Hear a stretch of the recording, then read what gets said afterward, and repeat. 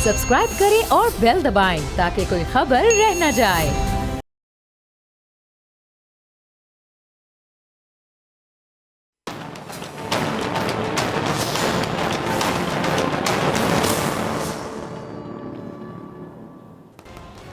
अस्सलाम वालेकुम नाजरीन, मैं हूँ डॉक्टर फ़िज़ा अकबर ख़ान और मैं हूँ पाकिस्तान, और आप देख रहे हैं पाकिस्तान के सबसे बड़े न्यूज़ चैनल का नंबर 1 प्रोग्राम ऐसे नहीं चलेगा।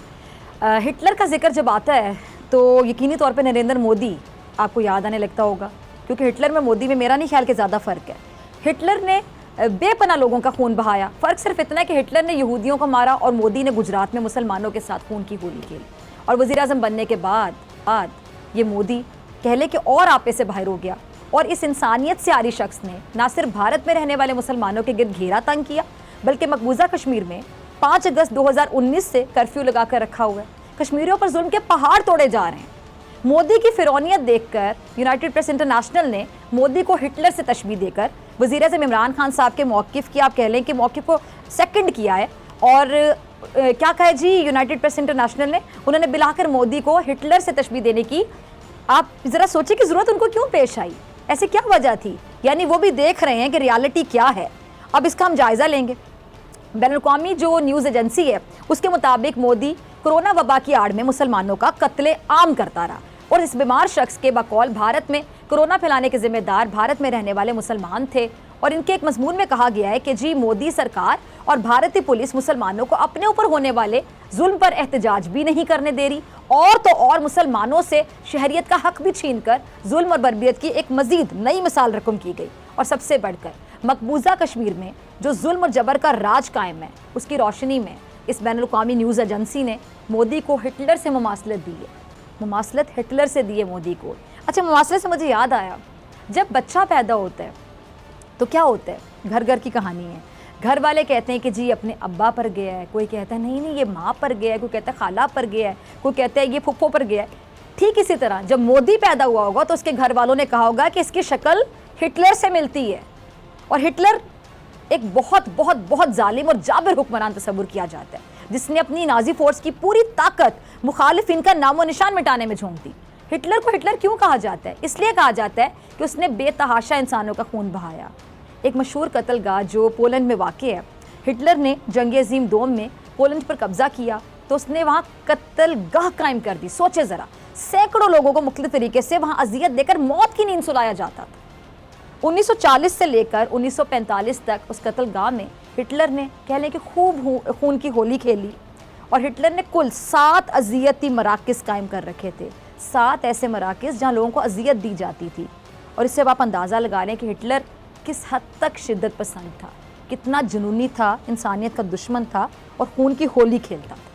हिटलर को ज़हनी मरीज़ भी कहा जा सकता है, जो दूसरों को तड़पा कर मारने में मज़ा लेता था। यानी उसकी एक्साइटमेंट ये थी कि लोग तड़प रहे हैं, मर रहे हैं, और वो खुश होता था, उसको सुकून मिलता था। अब हिटलर के तरीके को छोड़कर देखा जाए तो बाकी सारे शौक़, सारी आदतें नरेंद्र मोदी में हिटलर वाली पाई जाती हैं। ऐसा ही है, कश्मीरों पर जो जुल्म हो रहा है आपके सामने है। गुजरात का कसाई है ये शख्स, गुजरात का कसाब, ये पूरा हिटलर है। अगर हम कहें कि इस दौरे हाजिर का हिटलर कौन है, नरेंद्र मोदी है। इसमें तमाम वो आदतें, तमाम वो शौक पाए जाते हैं जो हिटलर में पाए जाते थे। और ये जो मोदी कहता है शाइनिंग इंडिया, जगमग भारत जो इसका है, इसका जगमग भारत बकौल इसके, उसकी हकीकत क्या है? आपको याद होगा भारत का शहर केरला, वहाँ एक हथनी के साथ बदतरीन सलूक किया गया, जिससे इंसानियत के साथ हैवानियत भी मेरे ख्याल से शर्मा गई होगी। वो भूखी थी, इंतहा पसंदों ने उसको बारूद से भरा अनानास खिला दिया, और 3 दिन वो तड़पती रही, कोई उसकी मदद को ना आया, और आखिरकार उसने तड़प कर अपनी जान दे दी। ये कोई छोटा जुल्म था? छोटा जुल्म नहीं था। और ऐसे लोगों को दूसरों पे जुल्म करके शायद मज़ा आता है, ये हकीकत है। और दूसरों के जज्बात से खेलना इनकी आदत बन जाती है, इनका सुकून। अब आप सोचें कि जो अपना सुकून किसी की अजियत में, तकलीफ़ में तलाश करे, वो कैसा शख्स होगा? वो ज़हनी बीमार भी होगा, वो नफसियाती मरीज़ भी होगा, वो जाबिर जालिम यकीनी तौर पे दौरे हाजिर का हिटलर होगा, जो कि नरेंद्र मोदी है। अच्छा, आपको पता है कि हिटलर ने अपनी अहलिया ईवा को सारी ज़िंदगी शादी का ख्वाब दिखाया, और सारी ज़िंदगी उसकी ताबीर पाने के लिए वो कोशिश करती रही। हिटलर ने जब ज़ेरे ज़मीन तहखाने में ख़ुदकुशी की तो उसकी अहलिया ने भी उसके साथ मौत को गले लगा लिया। और हिटलर ने खुदकुशी से एक दिन पहले उससे शादी की। आप हैरान रह जाएंगे सुन के, क्योंकि तारीखदान ये बताते हैं कि उस खातून की शादी हिटलर के साथ 40 घंटे से भी कम वक्त के लिए चल सकी। मौत से पहले 40 घंटे से भी कम। हिटलर को भी मौत से पहले उस पर शायद तरस आ गया और मरते वक्त ज़ेर ज़मीन तहखाना, जहाँ दोनों मियाँ बीवी ने अपनी जान दी, वहाँ तहखाने के कोने पर हिटलर की माँ की तस्वीर भी मौजूद थी। अच्छा, आपको शायद बहुत से लोगों को शायद ना पता हो, हिटलर अपने बाप से बहुत नफरत करता था, लेकिन अपनी माँ से उतना ही प्यार करता था। बात कहने का मकसद इतना सा कि हिटलर का कहीं ना कहीं नरम गोशा देखने में आया, लेकिन इसका मकसद ये नहीं है कि हिटलर एक मजलूम आदमी था। और भारत में तो इतनी भी नफरत और तशद्दुद का निशाना बनी है, इसके बावजूद कि इसका मज़हब से कोई लेना देना नहीं था। मोदी सरकार, मेरा ये ख्याल है कि हिटलर से भी बढ़कर जालिम है। हिटलर जालिम था, लेकिन मोदी हिटलर से भी 4 हाथ आगे चला गया। ये हिटलर से भी बड़ा जालिम है और इसका मकरू चेहरा सबके सामने आ चुका है। पूरी दुनिया आहिस्ता आहिस्ता देख रही है इस हिटलर को, और ये जो नाम नेहाद इसकी सेकुलर भारत की जहरियत है वो भी दुनिया के सामने आ गई, एक्सपोज होगी और आने वाले वक्तों में मजीद एक्सपोज होगी। और इसकी आप एग्जाम्पल देख लें कि ये एक ऐसा बिच्छू है जो कि बार बार डंक मारने से बाज नहीं आता है, बार बार डंक मारता है और कभी भी डंक मारने से बाज नहीं आता है। और आप बिच्छू को अगर आप सहारा भी देंगे ना, तो आप याद रखिएगा वो आपको डंक मारेगा, क्योंकि अपनी फितरत से मजबूर होगा। जब कोई शख्स अपनी फितरत से मजबूर होता है तो वो अपनी फितरत से मजबूर होकर वो सब कर रहा होता है। इसकी मिसाल आप यकीनी तौर पर बिच्छू जैसे समझ लो, बार बार डंक मारने से बाज नहीं आता। इस पर मैं मजीद बात करती हूँ आगे जाके। महबूबा मुफ्ती का क्लिप होगा, ज़रा चलाइएगा। अच्छा, महबूबा मुफ्ती कहती हैं कि भारतीय हुकूमत दोहा में तालिबान से बातचीत कर रही है। वही तालिबान जिन्हें दहशतगर्द कहते हैं, मोदी की ज़बान नहीं थकती थी, अब उन्हीं से बातचीत कर रहे हैं नरेंद्र मोदी। महबूबा मुफ्ती का मशवरा ये कि भारत को कश्मीरियों से भी बात करनी चाहिए, डायलॉग करना चाहिए, और मसला कश्मीर के हल के लिए भारत को पाकिस्तान से भी मुज़ाकरात करने चाहिए। अच्छा, महबूबा मुफ्ती ने मकबूजा कश्मीर के मामले पर पाकिस्तान से मुज़ाकरात करने का कहा, और उनकी दलील में वज़न भी है, जिस पर अब भारत में भी बात हो रही है कि भारत में अब मकबूजा कश्मीर को लेकर कह लें कि 2 आवाज़ें उठना शुरू हो गई हैं। एक मोदी की सोच और दूसरी जानिब कह लें कि एंटी मोदी सोच, वो भी परवान चढ़ रही है। अब हर कोई वहाँ पे मोदी की तरह नहीं सोचता, हर कोई इतना जालिम फितरत का मालिक नहीं होता। ये तो जालिम है, ये तो हिटलर है दौरे हाजिर का, लेकिन हर कोई हिटलर वाली सोच नहीं रखता, इसलिए वहाँ पे एक एंटी मोदी सोच भी पाई जाती है। अब फ़र्ज़ करें कि मोदी पाकिस्तान से मुज़ाकरात पर तैयार हो गया और मुज़ाकरात चले फ़र्ज़ करें कामयाब हो गए, तो इस बात की क्या ज़मानत है कि मोदी उन मुज़ाकरात के बाद जो बात तय होगी उस पर कायम रहेगा? और कायम रहेगा तो कितने दिन कायम रहेगा, कितने घंटे, बल्कि मुझे तो शक है कितने मिनट कायम रहेगा, कितने सेकंड्स कायम रहेगा, कितने नैनो सेकंड्स कायम रहेगा? ये बंदा ये तो मुकर जाएगा अपनी बात से, क्योंकि दुनिया जहान की गारंटी दी जा सकती है, इस नरेंद्र मोदी की गारंटी कोई नहीं दे सकता, और ना इसकी गारंटी कोई ले सकता है, क्योंकि इसकी फितरत बिच्छू जैसी है। मोदी और बिच्छू की मिसाल कुछ ऐसी समझ लें कि एक फ़कीर था, वो दरिया के किनारे बैठा हुआ था, उसने देखा कि जी एक बिच्छू पानी में डूब रहा है, तो फ़कीर ने कहा कि मैं इसकी जान बचा लेता हूँ। तो उसने फ़ौरी तौर पे क्या किया, उसने हाथ आगे बढ़ाया, बिच्छू को पानी से निकाला, तो बिच्छू ने क्या किया, फ़कीर की हथेली पर डंक मार दिया। फिर क्या हुआ, फ़कीर को बड़ी तकलीफ़ हुई, और क्या हुआ, बिच्छू दोबारा पानी में गिर गया, डूबने लगा, तो फ़कीर को फिर तरस आ गया। फ़कीर ने बिच्छू के डंक की तकलीफ़ भूल कर उसे फिर पानी से निकाला। बिच्छू ने क्या किया, दूसरी बार डंक मारा, फ़कीर को फिर बड़ी तकलीफ़ हुई, जिसकी वजह से बिच्छू फिर उसके हाथ से छूट कर कहने के पानी में जा गिरा। अच्छा, फ़कीर ने फिर क्या किया, बिच्छू को 3 बार सोचें कि पानी से बाहर निकाला, और पानी से बाहर निकालने के बाद बिच्छू ने उसके हाथ पर तीसरी बार फिर काटा। फितरत थी ना बिच्छू की, अपनी फितरत से बाज ना आया वो, और फ़कीर बेचारे की अपनी फितरत थी कि उसको बार बार उस पर तरस आता रहा और उसको निकालता रहा अपनी तकलीफ़ को भुला के। चौथी बार क्या हुआ, फ़कीर उसे पानी से बाहर निकालने लगा, तो दरिया की कह लें कि एक तेज़ मौज आई और उसे बहा कर ले गई। जैसे बिच्छू को जितना मर्जी प्यार दिखाओ, वो डंक मारेगा, वो अपनी फितरत से मजबूर है, डंक मारने से बाज नहीं आएगा। ठीक उसी तरह ये दौरे हाजिर का, इस वक्त का ये जो हिटलर है नरेंद्र मोदी, ये भी बिच्छू है। वज़ीर आज़म साहब ने क्या कहा था कि मोदी 1 कदम आगे बढ़ाएगा तो हम 2 कदम आगे बढ़ाएंगे, लेकिन मोदी ने उस बयान को पाकिस्तान की कमज़ोरी समझ लिया, उसको वीकनेस समझे कि पाकिस्तान शायद कमज़ोर है, तब इस तरह की बात कर रहा है। और ये भी कह लें कि मोदी की वो डंक मारने वाली फितरत है कि वो पाकिस्तान को FATF के जाल में फंसाना चाहता था। जैसे इसने पहले भी, आपको याद है कि पाकिस्तान को ग्रे लिस्ट में शामिल कराने की बड़ी कोशिश की। अब खबर क्या है? खबर ये कि FATF के हवाले से अपने एक बयान में वजीर खारजा ने कहा है कि FATF एक तकनीकी फोरम है। टास्क फोर्स के हवाले से पाकिस्तान तकनीकी लवाजमात पूरे कर चुके हैं और हमें 27 एक्शन टाइम्स दिए गए हैं, जिनमें से 26 पर काम मुकम्मल कर चुके हैं, जबकि जो 27वां नुक्ता है उस पर भी भरपूर काम हो चुका है। अब इस सिचुएशन में, सूरत हाल में ज़रा सोचिए, इस सूरत हाल में पाकिस्तान को ग्रे लिस्ट में रखने का कुछ जवाब बाकी रहता ही नहीं है। और वज़ीर ख़ारजा ने यह भी कहा कि भारत इस फोरम को सियासी मकासद के लिए इस्तेमाल करना चाहता है, सियासी मकासद के लिए, और भारत को इस फोरम के सियासी इस्तेमाल की इजाज़त नहीं मिलनी चाहिए। यानी शाह महमूद कुरैशी साहब की बात से ये बात क्लियर हो गई, वाज़े हो गया कि भारत अब भी पाकिस्तान के खिलाफ साजिशें कर रहा है, अब भी पाकिस्तान को ब्लैक लिस्ट कराना चाहता है। लेकिन इस ब्लैक लिस्ट के चक्कर में मोदी अपना ही चेहरा काला करवा बैठेगा। खैर, अब भारत में मसला कश्मीर पर ऑल पार्टीज कॉन्फ्रेंस मुनक्किद की जा रही है, जिसका जो दावतनामा है वो महबूबा मुफ्ती को भी भेज दिया गया है और महबूबा मुफ्ती ने इंदिया दिया है कि वो इस ऑल पार्टीज कॉन्फ्रेंस में ज़रूर शरीक होंगी। अच्छा, मुख्तलिफ अफवाहें और क्या सराहियाँ की जा रही हैं कि जी नरेंद्र मोदी ने ये अचानक जम्मू कश्मीर की जो सियासी जमातें हैं, सभी सियासी जमातें, उनके रहनुमाओं का इजलास तलब किया। क्यों? जो कि जुमे रात के रोज़ दिल्ली में होगा। अब भारतीय वज़ीर आज़म के दफ्तर की जानिब से जारी किया गया जो दावतनामा है उसमें से इजलास का कोई एजेंडा नहीं है। और महबूबा मुफ्ती ने एक टीवी इंटरव्यू में कहा है कि चंद हफ्ते पहले इंडिया पाकिस्तान के दरमियान अचानक जंगबंदी हुई और मुत्तहदा अरब अमारात ने भी कहा कि वो दोनों ममालिक के दरमियान बातचीत में मदद कर रहा है। अब इंडिया और पाकिस्तान के कौमी सलामती के मुशीर भी ताजिकिस्तान में शंघाई को ऑपरेशन ऑर्गेनाइजेशन की मीटिंग में एक साथ होंगे। अब ऐसा लगता है कि कश्मीर के बारे में जो पसे पर्दा कुछ हो रहा है, अब महबूबा कह रही हैं तो कुछ ना कुछ ज़रूर होगा। लेकिन वज़ीर आज़म साहब साफ ये कह चुके हैं कि जब तक भारत आर्टिकल 370 को बहाल नहीं करता तब तक भारत से बात हो ही नहीं सकती, कोई चक्कर ही नहीं।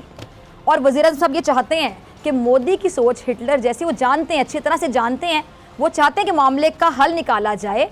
इसलिए तो उन्होंने कहा कि आप एक कदम आगे बढ़ाएं, हम 2 कदम आगे बढ़ाएंगे, लेकिन कश्मीर का इशू जब तक नहीं होगा सॉल्व, जब तक कश्मीर का इशू हल नहीं होगा, कश्मीर का मसला हल नहीं होगा, तब तक भारत से कोई बात नहीं हो सकती। ये हमारे प्राइम मिनिस्टर का, पाकिस्तान की गवर्नमेंट का एक क्लियर मौक़िफ़ है, जो कि बिल्कुल ठीक मौक़िफ़ है। वज़ीर आज़म साहब का क्लिप होगा, ज़रा चलाइएगा। अच्छा, सुना आपने, दुनिया में बड़े से बड़े मसले, बड़ी से बड़ी जंग भी मुज़ाकरात के ज़रिए बंद हुई। और मुज़ाकरात से कह लें कि जो बाहमी समझ बूझ है वो पैदा होती है और फ़रीक़ैन जो होते हैं वो एक दूसरे से बात करते हैं, एक दूसरे से गिले शिकवे करते हैं कि मेरा ये मसला है, मेरा ये मसला है, एक दूसरे को मसले बताए जाते हैं। फिर क्या होता है, मसाइल का कोई ना कोई हल निकाल लिया जाता है। लेकिन मसाइल का हल निकालने के लिए दोनों फ़रीक़ैन का मुखलिस होना तो ज़रूरी है। दोनों में से अगर एक भी मुखलिस नहीं होगा और एक मुखलिस होगा फिर भी कोई फ़ायदा नहीं। दोनों का मुखलिस होना ज़रूरी है और दोनों हल चाहते हो, ये भी बहुत ज़रूरी है। वरना ऐसे मुज़ाकरात करने का कोई फ़ायदा नहीं निकलता जिसमें एक मुखलिस है, वो हल चाह रहा है, दूसरा को हल ही नहीं चाह रहा। अब नरेंद्र मोदी कश्मीरी रहनुमाओं को अपने साथ मेज़ पर बुला रहा है। बज़ाहिर ये बड़ा अच्छा लगता है, लेकिन मोदी के माजी और फितरत को अगर आप देखें, उसके माजी और फितरत को देखते हुए बाकायदा ही लगता है कि ये भी कोई उसकी चाल होगी। क्योंकि नरेंद्र मोदी साजिश ना करे, चाल ना चलाए, ऐसा हो नहीं सकता। अब जाहिर सी बात है कि मोदी की इस कॉन्फ्रेंस में जो कश्मीरी रहनुमा है, कश्मीर पर मोदी के जारहाना इक़दाम को वापस लेने की बात करेंगे, और करनी भी चाहिए उन्हें, करेंगे। मोदी पर दबाव है, यकीनी उसके ऊपर दबाव है, प्रेशर है कि वो मकबूजा कश्मीर को पुरानी हैसियत में जल्द अज जल्द बहाल करे। और अब इस सिलसिले में चीन भी कह लें कि कश्मीर की जो खुसूसी हैसियत है वो ख़त्म करने पर तशवीश का इजहार भी कर चुका है।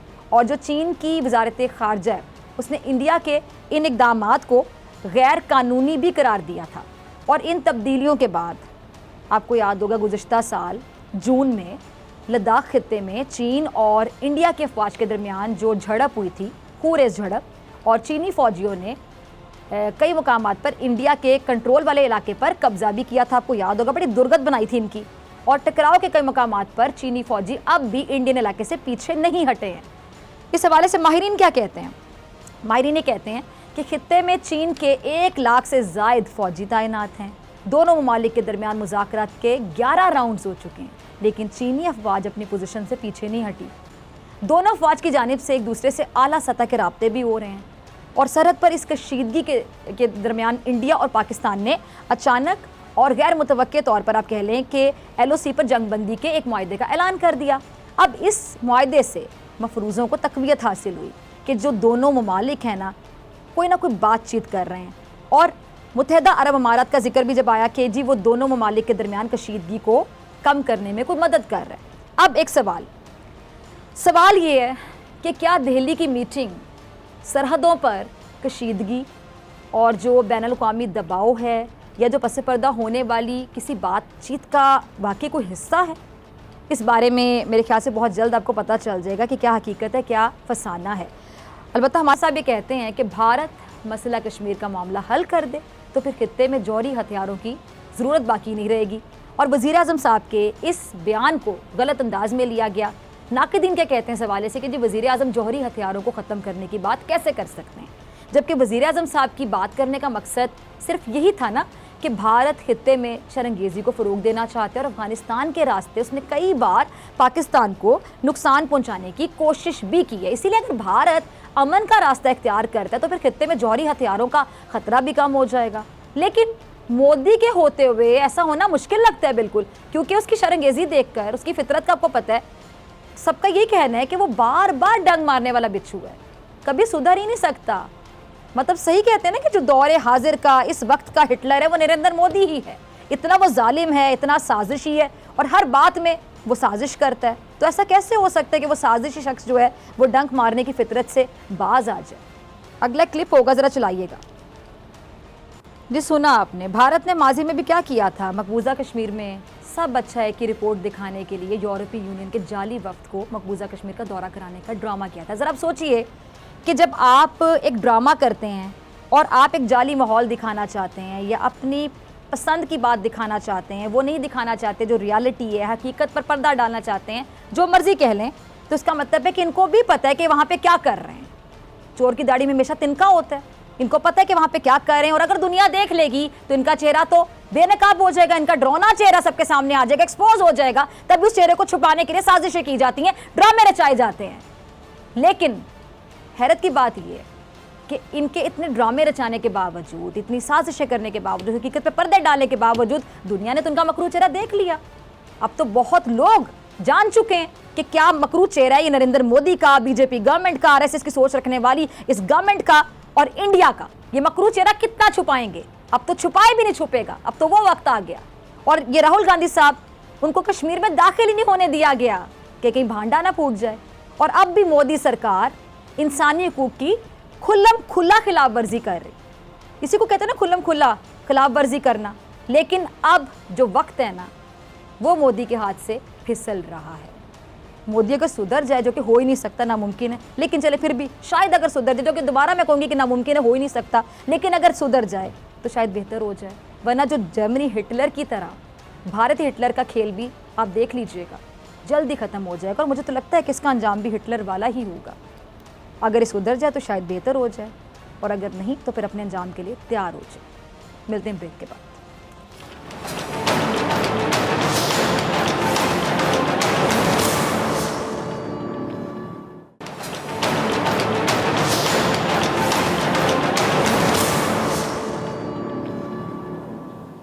वेलकम बैक नाजरीन। विफाकी काबीना ने स्कूक बॉन्ड्स के जरिए मुल्क के हवाई अड्डे और मोटरवेज को गिरवी रखकर कर्जा हासिल करने के मंसूबे की मंजूरी दी है।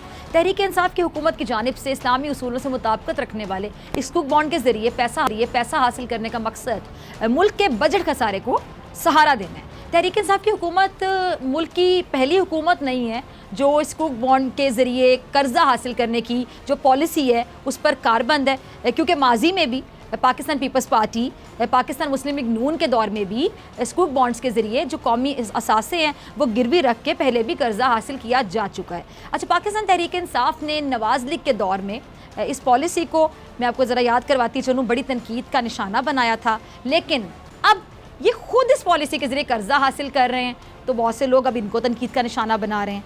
वज़ारत ख़जाना की जो दस्तावेज़ हैं उसके मुताबिक हुकूमत अगले माली साल में 1200 अरब रुपए, 3.8 अरब डॉलर इसके माली वसाइल दीगर ज़राए से हासिल करना चाहती है, जिसमें से एक ज़रिया स्कूक जारा जो बॉन्ड्स है इसकी मदद से रकम का हसूल शामिल है। और दस्तावेज़ के मुताबिक मजीद क्या कि हुकूमत जिन असासों के बदले कर्ज हासिल करना चाहती है उनमें लाहौर का अल्लामा इकबाल इंटरनेशनल एयरपोर्ट और इस्लामाबाद इंटरनेशनल एयरपोर्ट और मुल्तान इंटरनेशनल एयरपोर्ट शामिल हैं।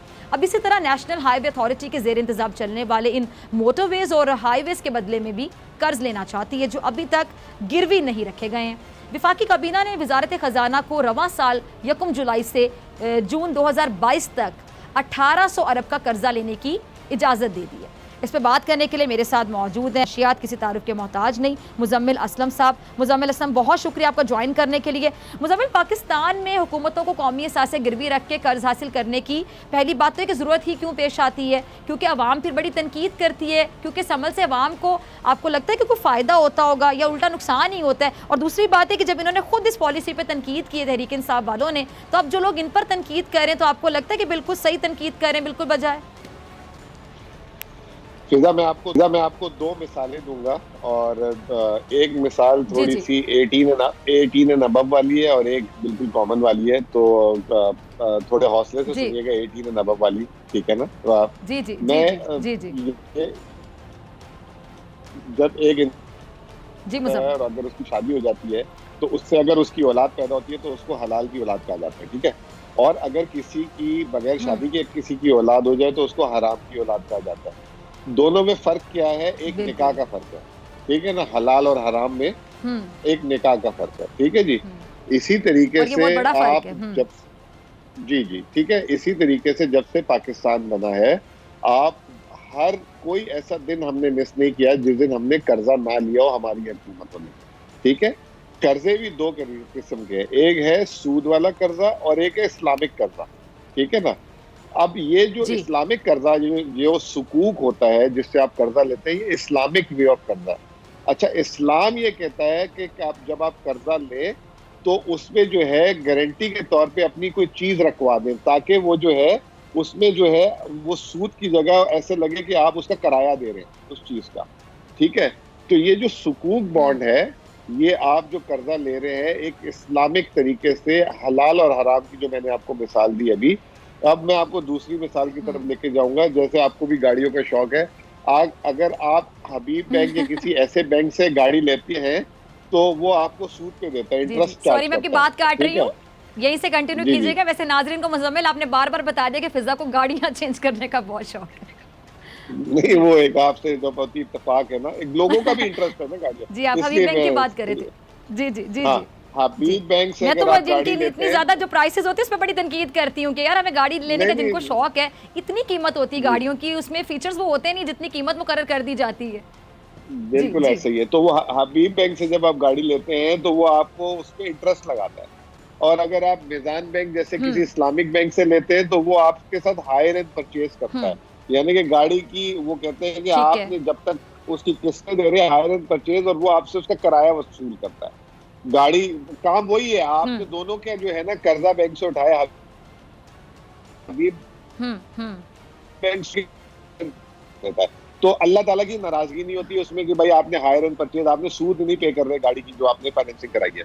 तो ये एक तरीका है। आज मुझे बड़ा अफसोस हुआ जब आपकी असेंबली में ख्वाजा आसिफ साहब, मतलब या तो कोई मेरी तरह या कोई आम से बच्चे होते हैं, ठीक है ना, तो वो तो 1990 से जो है वो है इसके असेंबलियों में भी आते हैं। उन्होंने कहा जी ये हुकूमत ने जो नवाज शरीफ ने असासे बनाए थे वो गिरवी रख के जो है गिरवी कर दिए।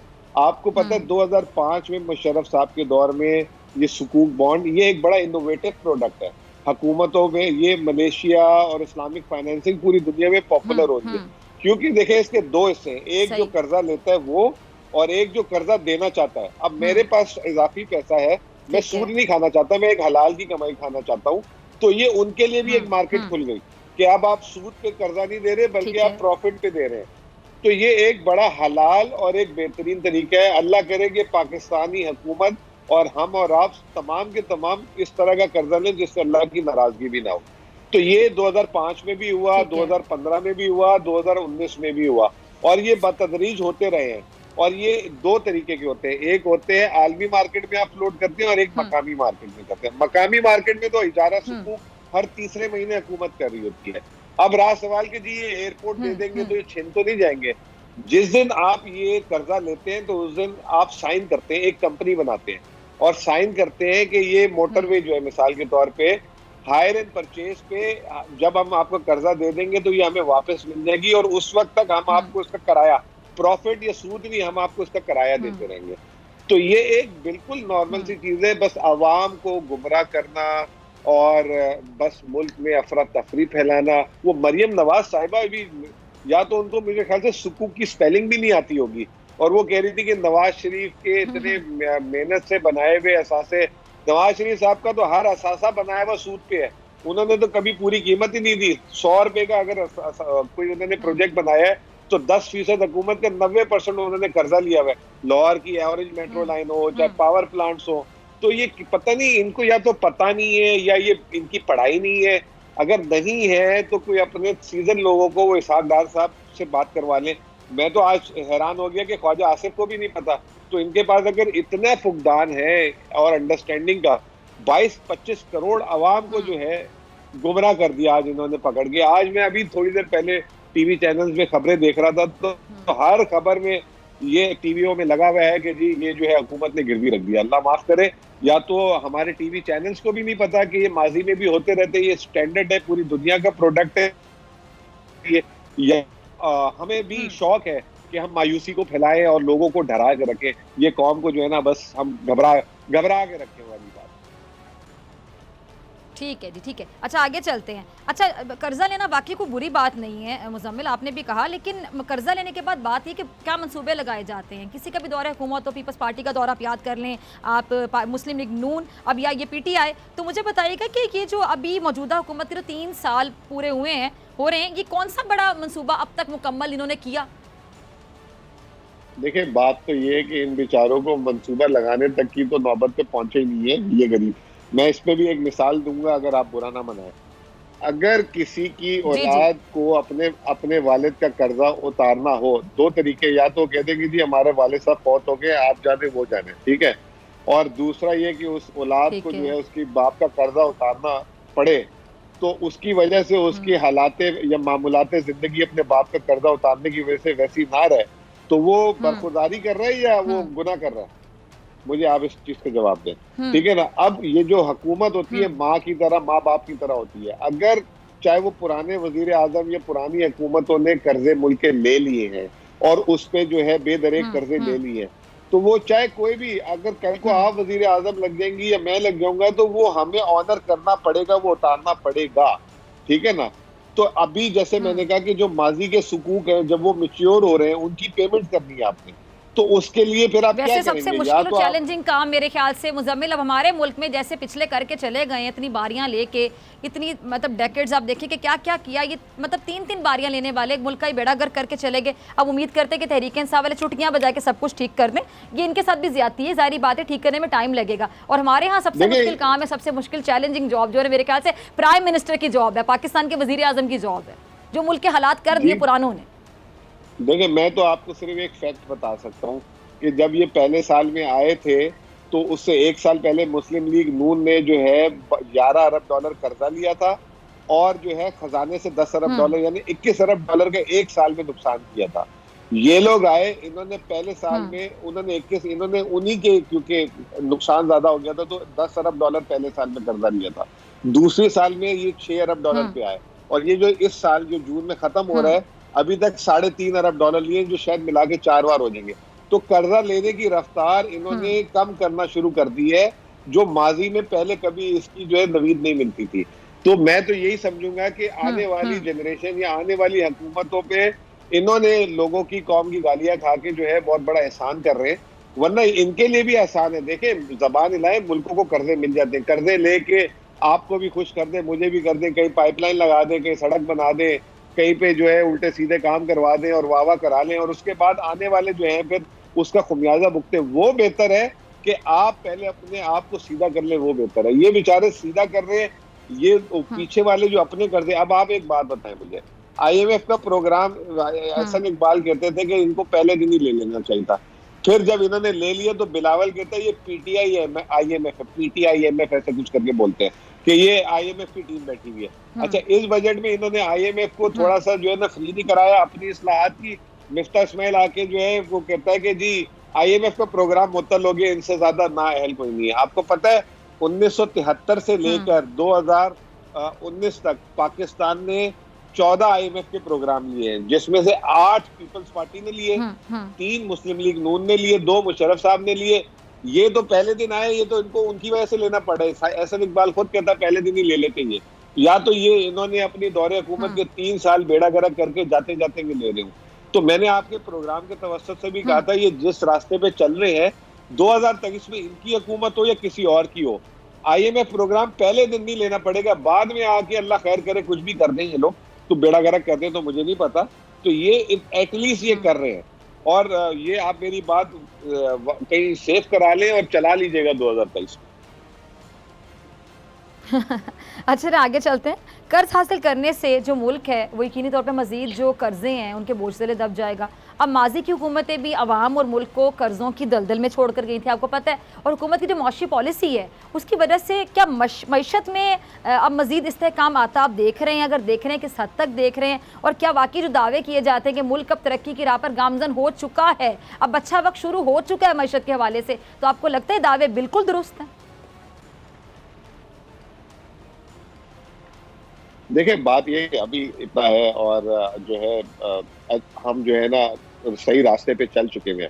लेकिन आप मुझे एक बात बताएं, सड़क जितनी भी अच्छी हो, गाड़ी जितनी भी अच्छी हो, अगर मौसम खराब हो जाए तो आपका सफर आरामदेह तो नहीं रहेगा ना, ठीक है ना। अब इन्होंने क्या किया, गाड़ी भी सही ले ली है और सड़क भी सही करा ली है। लेकिन अगर मौसम खराब हो जाए और एकदम जो है आंधी तूफान बिजली आ जाए, इस वक्त कोविड के बाद एक पूरी दुनिया में नया भूचाल शुरू हो गया है, क्योंकि पूरी दुनिया खुल रही है, तो हर चीज की कीमत को आग लग गई है आलमी मार्केट में। पिछले साल से लेके इस साल 85% तेल की कीमत बढ़ गई, खुर्दनी तेल की कीमत 120% बढ़ गई, आलमी मार्केट में 40% जो है गंदम का रेट बढ़ गया, जितना लोया वगैरह आ रहा है वो बढ़ गया। जो मैं मिसाल दे रहा हूँ कि अगर आपने बेशक सड़क सही कर ली, गाड़ी अच्छी कर ली, एकदम तूफान बारिश आ जाए, आपका सफर तो खराब हो सकता है।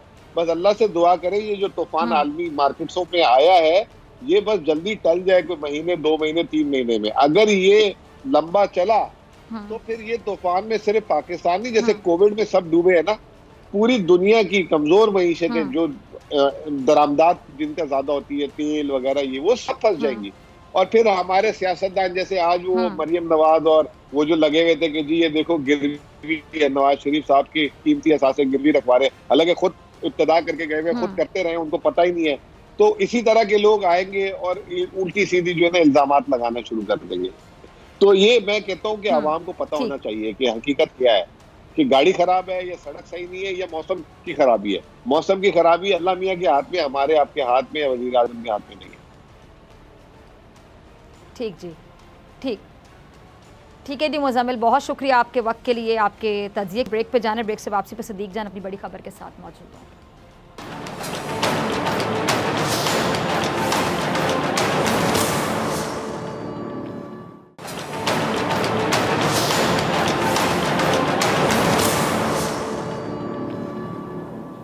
वेलकम बैक नाज़रीन, सदीक जान अपनी बड़ी खबर के साथ मौजूद है। सदीक, आज की बड़ी खबर। देखें, आज बहुत अहम केस के ऊपर फैसला महफूज हो गया है। देखा जाएगा कि कल ये फैसला सुनाया जाता है या परसों सुनाया जाता है, लेकिन ये बहुत इंपॉर्टेंट केस है।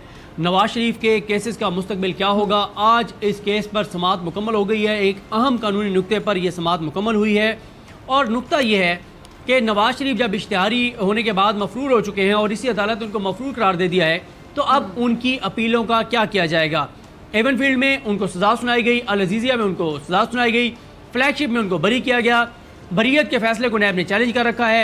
अल अज़ीज़िया में सज़ा को बढ़ाने के लिए नैब ने अपील कर रखी है, और इसी तरह से नवाज शरीफ ने 2 अपीलें दायर कर रखी हैं, एक एवनफील्ड में बरी होने के लिए और एक अल अज़ीज़िया में बरी होने के लिए। अब नैब का मौक़िफ़ क्या है? नैब का यह है कि आप इसको मेरिट पर सुनकर और डिसमिस करें।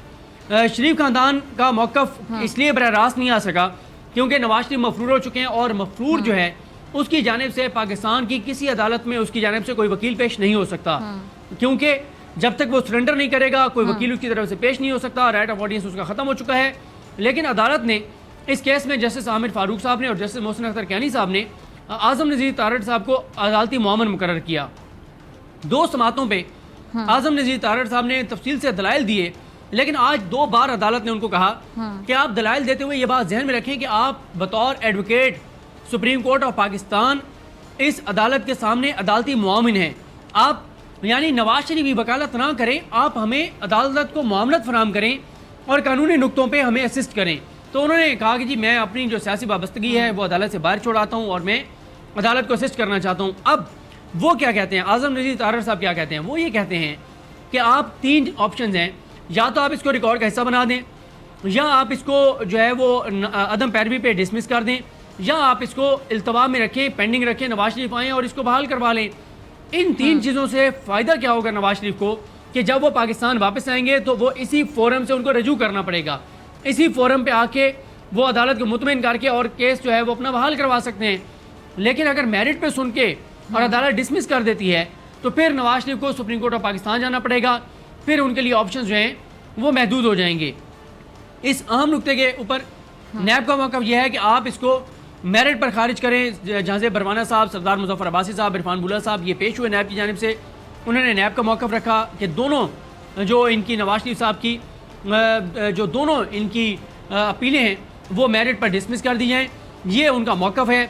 अब इस पर जजेज़ ने फैसला महफूज किया है। और आज एक और जो चीज़ जो सामने आई वो ये थी, जो जजेज़ ने आज भी कहा कि मरीम साहबा जो हैं वो तशरीफ़ ना लाया करें। उनके आने की वजह से कमरा अदालत खचाखच भरा हुआ होता है, कोरोना SOPs को फॉलो नहीं किया जाता, और अगर किसी की ज़िंदगी को ख़तरा हुआ तो कौन इसके ज़िम्मेदार होगा। आज आमिर फारूक साहब ने, जस्टिस आमिर फारूक साहब ने यह भी कहा कि इस कमरा अदालत में 90% मौजूद लोगों को शायद पता ही ना हो कि यहाँ पर बात क्या हो रही है, क्योंकि ये कानूनी बहस है, कानूनी नुक्तों पर बात हो रही है, कोई सियासी बात नहीं हो रही। इसलिए आप इतनी बड़ी तादाद में आपके कारकुनान का आना, मरीम साहबा का आना, इससे कोविड के SOPs फॉलो नहीं होते। तो आज एक बार फिर कहा गया है कि वो जो है वो एक दरख्वास्त दायर कर दिया करें इस्तिस्ना की, और वो ना आया करें। लेकिन मरीम साहबा इसलिए आती हैं कि वो आती हैं, वो मीडिया से गुफ्तगू करती हैं, वो अपने यहाँ कारकुनान से मिलती हैं, पूरे अंदर एक जो है वो दरबार लगता है, मुख्तलिफ दरबारी मुख्तलिफ खुशामदी आकर सलाम करते हैं, हाज़िरी लगवाते हैं, और बहुत सारे उनके जो पॉलिटिकल लोग हैं, नून लीग के अहम रहनुमा हैं, वो अपने साथ मुख्तलिफ लोगों को लाते हैं। उनमें से कुछ उनके करीबी अजीज़ व अकारिब होते हैं, कुछ जिनको उन्होंने आइंदा टिकट दिलवाना होता है वो होते हैं, कुछ जो उनके इन्वेस्टर हैं वो होते हैं, कुछ कारोबारी लोग हैं जिनसे उनके मफादात हैं वो होते हैं। एक एक को मरीम साहबा के साथ मिलवाया जाता है, फिर पूरी वहाँ पर सेल्फियाँ बनाई जाती हैं। हालांकि मोबाइल अलाउ नहीं है, अदालती एहलकार हों या पुलिस के एहलकार हों, वो उन लोगों को रोकते रहते हैं जो सेल्फियाँ बना रहे होते हैं, और अलाउ नहीं है, लेकिन उसके बावजूद वो धौंस से, धमकी से वो सेल्फियाँ भी बनाते हैं। और पूरा एक दरबार है जो वहाँ पर लगता है मरीम साहबा की मौजूदगी में, और इस तरह से एक सियासी बैठक वहाँ पर लगाती हैं, वो वहाँ पर वो गुफ्तगू करती रहती हैं। बहुत से लोग उनके साथ तस्वीरें बनाते हैं, सेल्फी बनाते हैं। आज तो एक नया सिलसिला शुरू है, और वो ये है कि आप लोग अपने बच्चों को भी लाना शुरू हो गए ताकि बच्चों को मरीम साहबा से मिलवाया जाए और उनके साथ तस्वीरें बनाई जाएँ। तो ये सारा वहाँ पर माहौल है, फैसला महफूज है। कल वो फैसला आता है, परसों आता है, लेकिन इस केस की इंपॉर्टेंस बहुत ज़्यादा है। जो भी फैसला होगा, अगर नॉन प्रोसिक्यूशन पे होगी तो जाहिर है शरीफ खानदान भी यही चाहता है कि नॉन प्रोसिक्यूशन पे डिसमिस हों, लेकिन नैब ये चाहता है कि मेरिट पे डिसमिस हों। नैब ये चाहता है कि नवाज शरीफ के पास कोई ऑप्शन बचे नहीं कि कल को वो आके और दोबारा इस केस को बहाल करवा लें। और इसी केस में मरीम साहबा, एक केस में मरीम साहबा और कैप्टन सफदर भी क्योंकि कन्विक्टेड हैं, उनकी सस्पेंशन अभी तक हुई हुई है, उनकी सज़ा की सस्पेंड हुई हुई है, जो फैसला मुअत्तल है उनके मामले में। तो उसके ऊपर भी अदालत को ये देखना है कि अगर नवाज शरीफ के जो केस है, जो नवाज शरीफ का मामला है, उसको डिसमिस कर देती है अदालत नॉन प्रोसिक्यूशन पे, तो फिर मरीम और कैप्टन सफदर का मामला कैसे चलाया जाएगा, क्योंकि एविडेंस एक है। और इस एविडेंस के मुताबिक अगर मरीम को और कैप्टन सफदर को बरी किया जाता है तो इसका नवाज शरीफ के केस के ऊपर क्या इम्पैक्ट होगा, और अगर इसमें इनको कन्विक्ट किया जाता है नवाज शरीफ के केस पे क्या इम्पैक्ट होगा। ये कानूनी नुक्ते हैं जिनको अदालत ने देखना है, और इस पर फैसला महफूज है। देखते हैं ये फैसला कब तक सुनाया जाता है। ठीक है जी सदीक जान, बहुत शुक्रिया आपकी बड़ी खबर के लिए। इसी के साथ डॉक्टर फिज़ा अकबर खान को दीजिए इजाज़त। आपसे मुलाकात होगी इंशाल्लाह कल सेम टाइम सेम चैनल। अगर ज़िंदगी ने वफ़ा की, दुआओं में याद रखिएगा, अपना बहुत ख्याल रखिएगा। अल्लाह ने के बाद।